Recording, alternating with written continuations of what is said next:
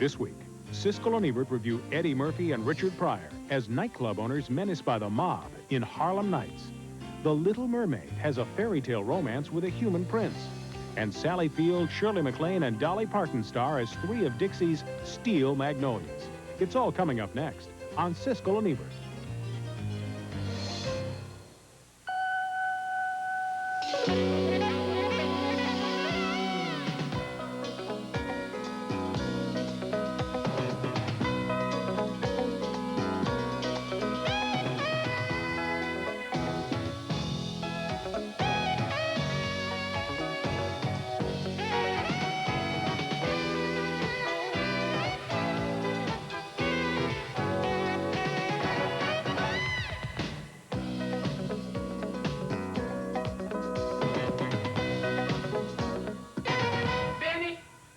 This orange juice in the refrigerator with just a swallow left in the container. Bill, why'd you leave me the hell alone? That don't make no sense. You should have just finished it. Don't put it back in the refrigerator with just a swallow in the container. Eddie Murphy joins Richard Pryor and Red Fox playing gangsters in Harlem in the 1930s in Harlem Nights. That's one of 4 new movies we'll be reviewing this week on Siskel and Ebert. I'm Gene Siskel of the Chicago Tribune. And I'm Roger Ebert of the Chicago Sun-Times. Our first movie is Harlem Nights. And this one is a real disappointment coming from Eddie Murphy and Richard Pryor, a recycled collection of 1930s gangster cliches that's like stuff we've seen 100 times before. The movie stars Pryor as the owner of a successful Harlem nightclub in the 30s, and Murphy is his adopted son. The club is so successful that a rival mobster named Bugsy Calhoun sends his sexy girlfriend by to check it out. What would a woman that fine want in a big, fat, nasty, greasy, fat, stank, bloated, cheesy, backed, 12 sandwich-eating bastard? What does she want with it? Oh, she likes fat guys. Bugsy the gangster wants a piece of the action, and Murphy wants to fight back, but Pryor has a cooler head. You know, when you die, when you're 89, you got your children and your grandchildren around the bed, that's cool. It ain't cool to die at 27. I'm not gonna let you do that to yourself. I'm not gonna let you do it to me. Because they kill you, they're gonna have to kill me. Because I'm gonna kill them. Taking care of business includes riding herd on the resident madam, played by Della Reese. So, baby, how we doing? We made about 200. How they only make $200? I don't never say nothing to you when the crap table and the bar come up short. Because the bar and the crap table never come up short, just the girls. Are you saying I'm stealing? You in charge of the girls, right? I am in charge of the girls. Are you in charge of the girls? I am in charge of the girls. Either you or them got a problem with their arithmetic. Red Fox has a supporting role in the movie as a nearsighted croupier. Where's the hash? In the middle cabinet on the 3rd shelf. That's not hash, it's tuna fish. Well, make some tuna then.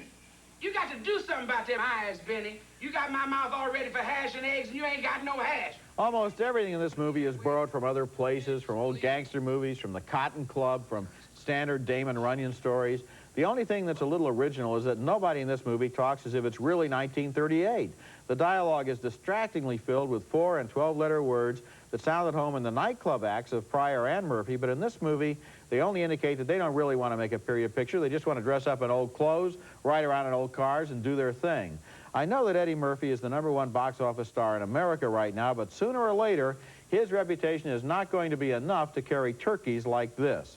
He's a genuinely talented actor, but unless he's willing to take a few chances, he runs the risk of sabotaging his career before he gets the chance to do the really good stuff that he's capable of. Well, I was appalled, too, at the movie, and, you know, this is his first job writing and directing a picture. And he really doesn't show anything in the direction of this film that is special. I don't know why he did it other than an ego thing. Now, as far as the script is concerned, it's to say that it took things from the Cotton Club, the Francis Coppola picture, is insulting that film. There's nothing there except the costumes.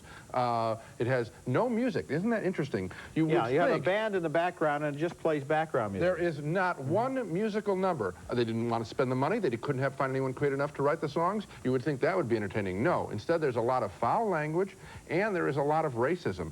Black against white and vice versa. So much so you wonder, you know, what are they doing with that stuff here? It's just is that thrown in for entertainment value? The whole picture is dead in terms of the way scenes take place. They go on, and then you're waiting for something to happen. Every once in a while you get a scene that is obviously there only because it's the sign of amateurish writing, is that he puts a scene in just to explain something that couldn't be explained any other way. So everybody gets together and talks about something so that you will know some plot point that isn't interesting anyway. I think the key thing that Murphy has to ask himself about this script that he wrote is, if somebody else wrote it and submitted it to him, would he have wanted to film it? And the answer would be, no, it would go right into the circular file because it's a totally unoriginal, uninventive, uncreative, and unfunny collection of recycled cliches. I just want to reemphasize how dreary the picture is to watch.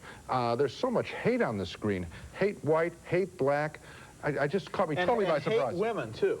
Because unless I miss somebody, there's not a single woman in this movie who is not a prostitute. Or a madam. Or a madam. And that isn't even looked at in a negative way. That's just doing business. And at one point, Eddie Murphy actually shoots through the head a girl who has just made love to him and who is still in bed with him just before she was going to try to kill him. This is really negative, bad vibration kind of stuff. How anybody thought it belonged in a comedy, that it was funny, shows really twisted values. Yeah, I feel sorry for young people who go to see it because Eddie Murphy is their hero. Coming up next, The Little Mermaid, the new Disney animated feature film based on a fairy tale by Hans Christian Andersen. I want to be where the people are. I want to see. Unusual. Highly unusual. Why the unusual public reaction to Tropicana Twister? It's not in the natural scheme of things. Tropicana Twister. Flavor combinations Mother Nature never dreamed of. Deliciously tempting. We avoid temptation. Exciting. Weird. Flavors like orange, strawberry, banana. Sounds pretty good. Put it out of your mind. Tropicana Twister. Flavors Mother Nature never intended, but should have. It's from aliens. Asylum. In life, how you feel about your everyday is often determined simply by how well you treat yourself every day. Mon Cherie fine milk chocolates, because every day is special. What do these breath mints have that Tic Tacs don't? More zip? Nah. More pleasure? Uh-uh. Oh, I remember. More calories. I knew there was something. I love what you do for me, Toyota. I love how you set me free, Toyota. I love it, I just love it. Toyota's 1990 4x4. Don't leave the road without it.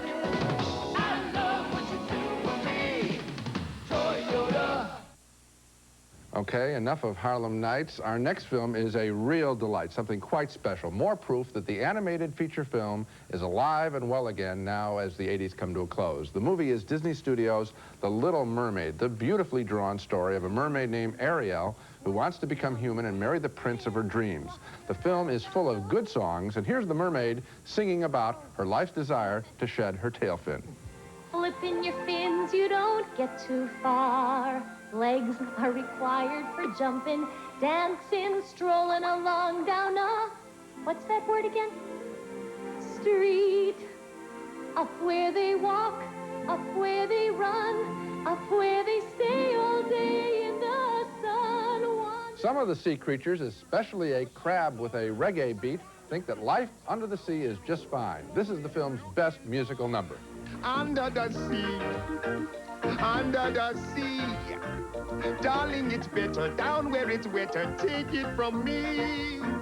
Up on the shore, they work all day. Out in the sun, they slave away. While we're devoting full time to floating under the sea. Objecting to his daughter's desire to turn human is King Triton, who manages to crack the crab for information on his daughter. I know you've been keeping something from me. Keeping something? About Ariel? Ariel? In love? The force of evil in the story, and she is magnificently drawn, is the sea witch Ursula, who persuades Ariel to make a deal. Ariel can become human for a while and engage the prince, but only at the risk of losing her voice to the evil Ursula. Poor unfortunate souls in pain, in need. This one longing to be thinner, that one wants to get the girl, and do I help them? Yes, indeed. This whole film is a delight. I have nothing but compliments for The Little Mermaid. The drawing is rich, especially with so many scenes underwater. When I look at all those bubbles there, I'm glad they took the time, the money to animate all those bubbles. They're fabulous. You know, think of underwater sequences, the water rushing by in Bambi and the little bowl in Pinocchio. The water can really make an animated film important. The story is tightly told. Credit writers, directors John Musker and Ron Clements for all that. They also did the entertaining animated picture of The Great Mouse Detective. The music is superior here, created mostly by Howard Ashman and Alan Menken, who did The Little Shop on Horrors. You know, with animated pictures, the picture is the star, and the names don't get told until maybe a generation later when we start to hear of these heroes of animation. So let's name some of these people now. And I think they've also created a classic character in that little crab named Sebastian. I think he could have a life a bit like Jiminy the Cricket. And best of all, this is a film for all ages. Young kids, I think, will find the picture not frightening too much, and it is witty, witty, witty for adults. I agree with you. I enjoyed it from beginning to end. I enjoyed everything about it, including the music. And oftentimes in modern-day animated songs, the music has sounded just like Muzak with words. The music in this song, in this movie, is terrific, especially that reggae number, Under the Sea. Right. It's music like the great Disney music of the past, When You Wish Upon a Star and Zippity Doo Dah, stuff like that. This movie bears comparison with the great Disney classics. This really is a movie as good as those great movies from 30, 40, 50 years ago that we keep comparing modern-day animated films to negatively. This returns to the great tradition, and I liked everything about it. I think the thing I liked the best was the character is active. She's not just a little girl that things happen to. She's up there, she's going to go to the surface, she's going to find her prince, she's going to take care of business, and so you can really identify with that. Also, there were no duds. I mean, it wasn't cheaped out in any way. The drawing of the King Titan, her father, Triton, is really good. That Ursula, the witch, is a fabulous concoction. She is right up there with the great villainesses of the past, with the evil stepmother, with the witch. Yeah. She's in that category. She's a bad lady. She's really bad. But it's a very good film. Coming up next, 6 women are the best of friends in Steel Magnolias, about Southern belles who are stronger than they look. The only thing that separates us from the animals is our ability to accessorize. Through the ages, different cultures left signs which have led to various theories of evolution.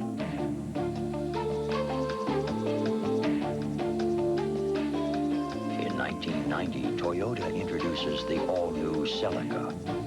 Proof that man can move forward very, very fast.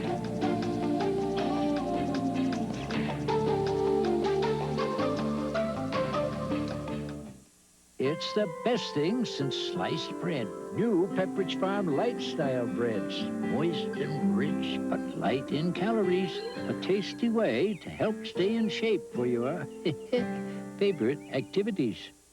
Mix real fruit filling with flaky croissant pastry, and what do you get? Pepperidge Farm's croissant toaster tarts. What will they think of next? If you enjoy skiing downhill, Chevy's got something just for you. America's favorite ski lift, Chevy S10 Blazer 4x4, with patented shift-on-the-fly Instatrack. Nobody's winning like the heartbeat of America. The Hip family finds Ford Escort lacks hip room, while Chevy Cavalier has plenty of room for hips, so much so it seats 5 people to Escort's 4. And for the hips, that makes Chevy Cavalier a winner by a wide margin. Hallmark has a special way to capture the memories of this Christmas. The 1989 carousel ornaments with dated collector's base. 4 beautifully detailed horses. Each week, a new horse is available for just $3.95 with each $10 Hallmark purchase. Check the ad in your Thursday newspaper for a participating Hallmark store. A new horse each week. Collect all 4, because the years may pass, but the memories always come back around. Our next movie is Steel Magnolias, based on the successful stage play about 6 Southern women who like to gossip and hang out at the beauty parlor, but who are maybe just a little bit tougher than they look. The casting makes up an intriguing roll call of interesting actresses, and you can see most of them in this scene where Shirley MacLaine quizzes Daryl Hannah about her marital status, while Dolly Parton, Olympia Dukakis, Sally Field, and Julia Roberts try to eavesdrop on every word. Are you married or not? These are not difficult questions.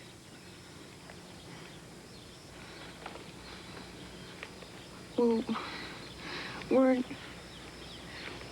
I can't talk about it. Of course you can. The heart of the movie involves the mother-daughter relationship between Sally Field and Julia Roberts, who has serious diabetes and could risk her life by getting pregnant. Mama, I don't know why you have to make everything so difficult. I look at having this baby as the opportunity of a lifetime. Sure, there may be risk involved. That's true for anybody. But you get through it and life goes on.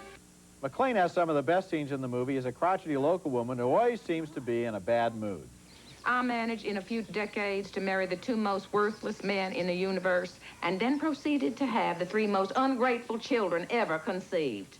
The only reason people are nice to me is because I have more money than God. I like the scenes involving Dolly Parton and Daryl Hannah as an older woman who knows everything about beauty shops and a younger woman who looks like she needs one. I'm a beautician. Glamour technician. Glamour technician.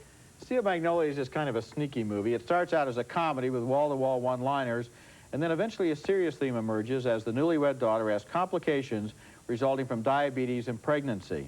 Now, I could never really believe that all of these women could be so effortlessly funny and sarcastic and have perfect timing and always say the right thing exactly on cue, like Southern belles doing stand-up, but I didn't mind because it was fun listening to them. The final scenes of the movie are intended to be tearjerkers, and they do work, especially a couple of heartfelt speeches by Daryl Hannah and Sally Field. And I think this movie's secret ambition is to be a little like Terms of Endearment. Well, it's not anywhere near that good, but it is entertaining, and it sure does have a lot of quotable dialogue. My criticisms are exactly the ones that you said, only I feel them more strongly, and I don't recommend the picture. I think it is Southern belles doing stand-up, except that the centerpiece of this film, unlike Terms of Endearment, where the disease that Deborah Winger contracted was sort of an add-on and wasn't really critical to the beauty of that story or to the relationships depicted. Oh, Here, I disagree with your entire interpretation of Terms of Endearment. Wait a second. But go ahead. Is you could remove that and you would have interesting people in Terms of Endearment. I'll deal with you on that. You could remove it, okay? Oh, well, it didn't have to happen, okay?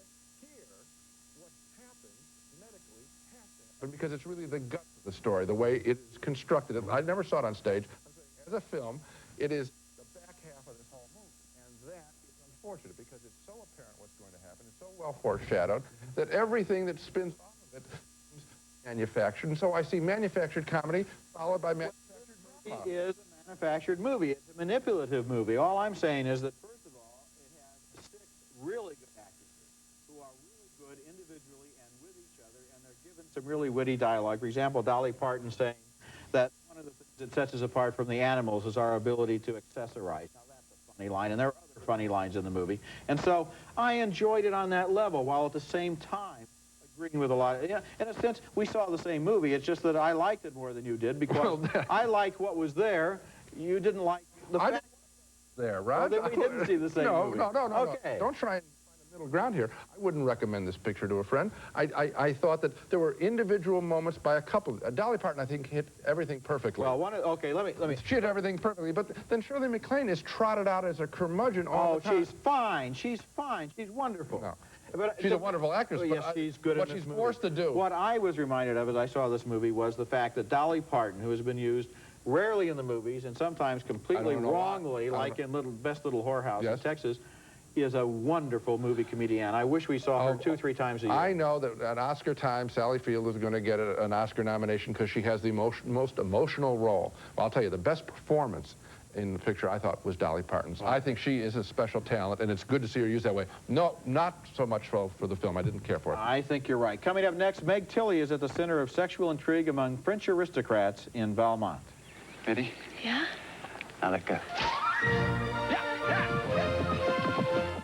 Bet You'd like to get your hands on this collector's edition movie poster calendar from Blockbuster Video? Just look at all these great movie posters. And look at this. There's $36 worth of free video rentals. $36? That's a lot of free movies. This calendar is free when you buy a book of 10 Blockbuster gift certificates. So give the gift certificates for Christmas. Thanks. And keep the calendar for yourself. Now that's the kind of deal. You'll want to get your mittens off. Blockbuster Video. America's family video store.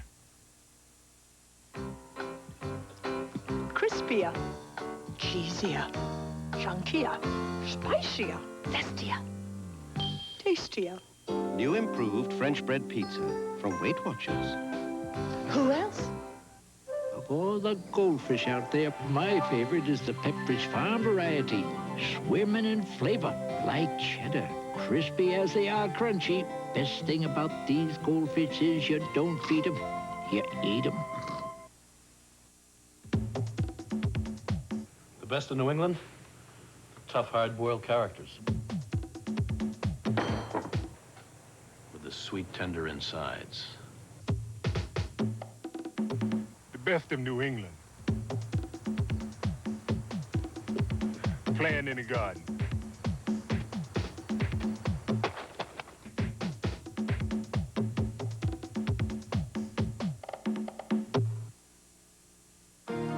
The Toyota Camry V6, the #1 selling V6 import in its segment. Someone buys one about every 9 minutes. You still have 8 minutes and 50 seconds. I love what you do for me, Toyota. Some people refer to the 1990 Toyota Camry as the perfect car. And now, with factory-to-dealer incentives, it's even more perfect. I love what you do for me, Toyota. Our next film is called Valmont, and it tells the same story of sexual intrigue in 18th century France as last year's hit Dangerous Liaisons. In fact, it's based on the same book, and Valmont is the name of one of the key players, an inveterate womanizer. Colin Firth plays Valmont, and here he tries to get under the skin of Meg Tilly, a seemingly happily married woman, eventually quite undone by his approach. I'm in love. You're in love? Yes, Then why aren't you with her? I am with her. I'm talking to her right now.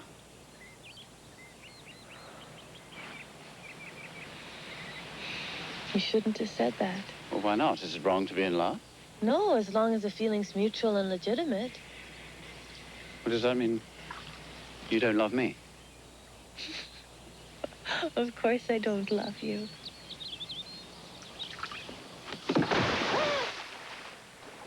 Meg Tilly is really quite beguiling in this film. Another one of Valmont's targets is a 15-year-old virgin, a girl whose hand has been promised in marriage to a rival man.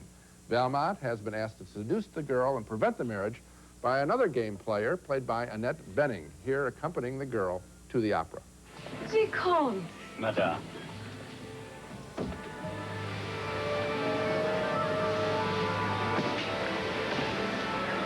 Mademoiselle.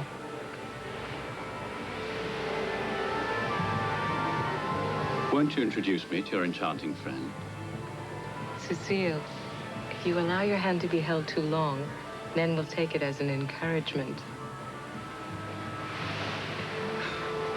Eventually, the film turns into a love quadrangle among Valmont and 3 women. If you had your choice of all the ladies present, in whose arms would you spend the night? Now, even if you've already seen Dangerous Liaisons, this version is highly recommended by me. The characters seem less evil here and more sad, and the issues that they are dealing with take on more of a timeless quality. We're brought up short when more than one character questions why someone would want to marry their lover and ruin a good thing. Valmont was directed by Milos Forman, whose last film was equally visually splendid, Amadeus. Here he manages to make, again, an epic film in terms of sets and locations, and yet an intensely personal film in terms of character. I liked it very much, too, and of course I like Dangerous Liaisons. I think the interesting thing about these 2 movies by 2 good directors, Stephen Frears and Milos Forman, with the same characters, the same plot, more or less, is that you could look at them as a double feature and not really feel as if you're going over the same ground twice, because style and tone and performance is everything in both movies. And the difference between the 2, I think, is that Frears went more for the cerebral. These people would rather talk about lovemaking than make love. And I think the Foreman approach is more voluptuous. They would really, despite all of their scheming and all their manipulating, they are also physically very passionate people, and so the lovemaking in his movie seems a little more real. That's one way of interpreting it. For me, I thought that the motives of these people were much more ambiguous. It was very clear that those people were game players in the first film, The Dangerous Liaisons. Here, I wasn't so sure if they were doing what they wanted to do or they just somehow couldn't express themselves in a more direct way. These people were hurting, I felt, a little bit more. See, you're really agreeing with my analysis, because what I'm saying is that to some degree, these people really do have feelings, and the feelings are involved in their lovemaking. And in the first film, you felt that there were no feelings at all until the end. And then in both films, you get that zinger, which is that these people who think they can play with other people's hearts find out that their own heart has actually been touched, and that comes as a big surprise. Well, there have, through the 2 centuries that this novel of letters has been around, there have been many, many stage interpretations and many film interpretations, and they've been mostly good ones. Let's take another look now at the movies we reviewed on this show. 2 thumbs down for Eddie Murphy's dreadful Harlem Nights, his first writing and directing job. Racism, sexism, slack dialogue, and the absence of music combined to make this one of the most disappointing films of the year. 2 most enthusiastic thumbs up for The Little Mermaid, a Disney animated feature cartoon as good as the classic ones they've made. A split vote on the film of the play, Steel Magnolias. I found both the comedy and the heavy drama to be artificial. Roger felt that the many fine performances more than made up for the story's faults.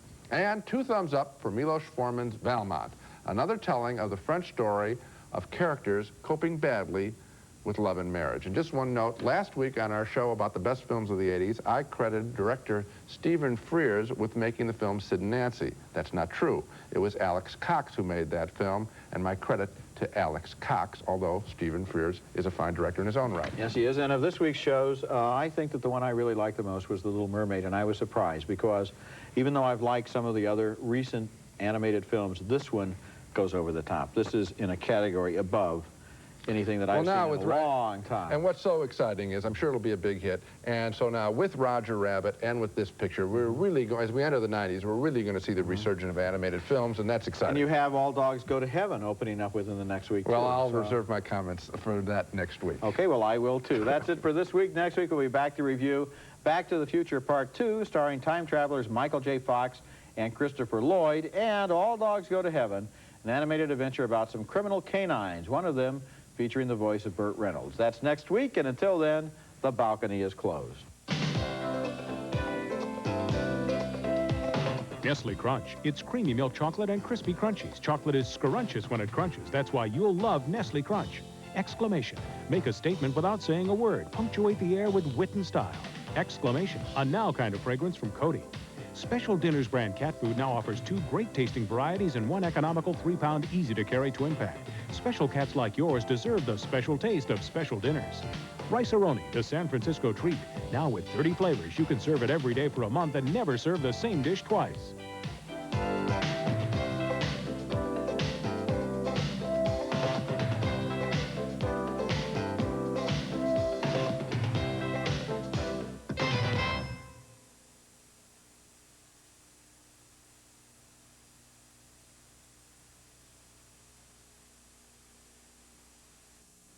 Insurance Executive